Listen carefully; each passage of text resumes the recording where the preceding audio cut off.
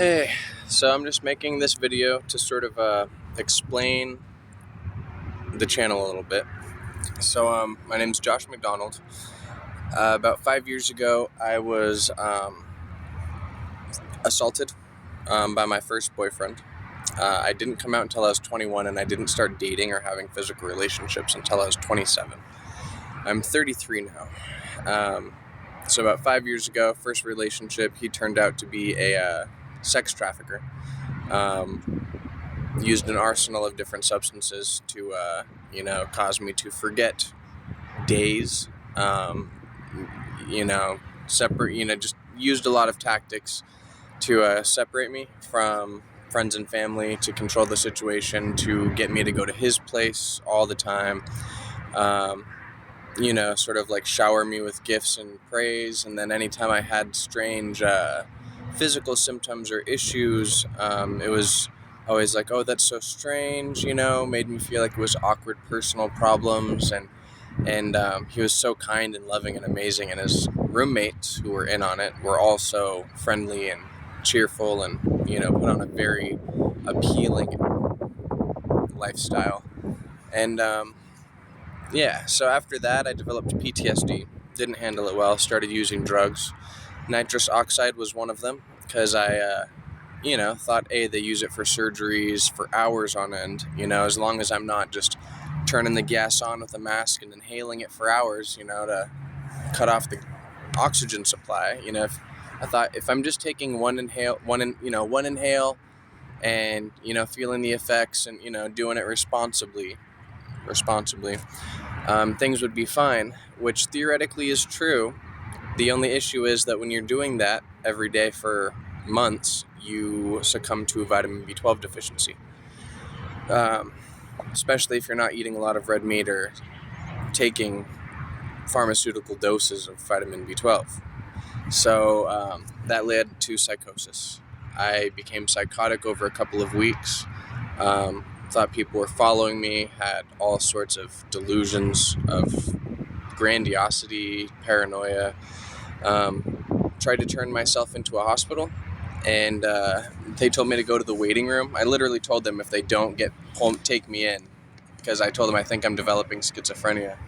I said, if you don't take me in, I'm going to accidentally kill myself or kill someone else, because I keep on slipping into dream-like states where I think I'm dreaming, and I can't tell the difference between reality and these hallucination, moments. And I would fall into a whole storyline. I would be Harry Potter in the middle of doing some Harry Potter things.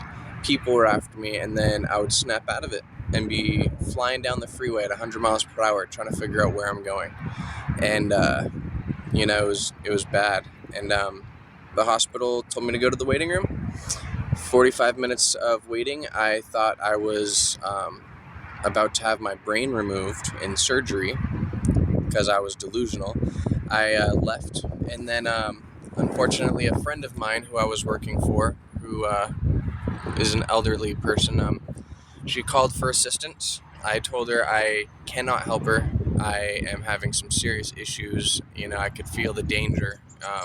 And I couldn't sense where the danger was. I couldn't sense it was me, but I sensed danger. And I told her no, and she told me that she was going to be stuck in her wheelchair all night and needed her briefs changed. So I had no choice. The company we had hired called out. I had to go and get her into her bed, because I couldn't have her in her chair all night. That just wasn't going to happen. And I wound up attacking her, thinking that she was a robot clone of herself. And I thank God every night that she was fine. She's probably psychologically upset, as anyone would be being attacked by a friend. She did have to go to the hospital, but she was back home in 4 hours. She needed, I think, 4 to 10 stitches on her neck. And I won't go into too many details, but I did wind up going to jail. I called the police on myself after I snapped out of it and realized what was happening. She talked to the police with me. In fact, that if I can ever get the phone call, she is incredibly serene and calm and composed the entire time. She had God with her the whole time. She's very strong spiritually. But I wound up after a year getting not guilty by reason of insanity after they tried to give me diminished capacity, which would have had me back out on the streets um, with no treatment. And I knew I needed treatment. I needed help with my drug problem. I needed help with my PTSD. So I worked out with my attorney to get not guilty by reason of insanity instead of diminished. Diminished capacity means that because of certain reasons, you weren't responsible for your actions. I understood that was the case, but I wanted help. And so reason of insanity was going to place me into a facility where I would get help. I wound up being put in Western State Mental Hospital and found out that they don't care about what treatment you need. They don't care about what got you there. They treat everybody in the same box of you have a mental illness, you're schizophrenic, you need medication. And once they, after 6 months, determined I don't have a mental illness and they understand what caused the issue, they decided to keep me, and I had to fight legal battle to get out of there. And if they had their way, I would still be there today,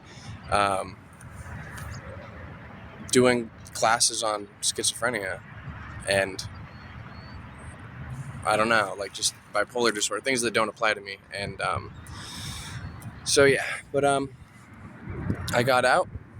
I'm here. I'm restarting my life. I'm getting things back together.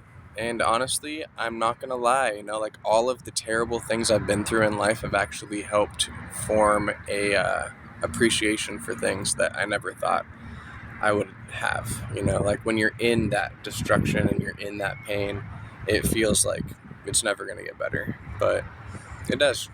It gets better. You learn, you grow, and yeah, just got to keep pushing forward. All right, I love everybody, and yeah, thanks for listening.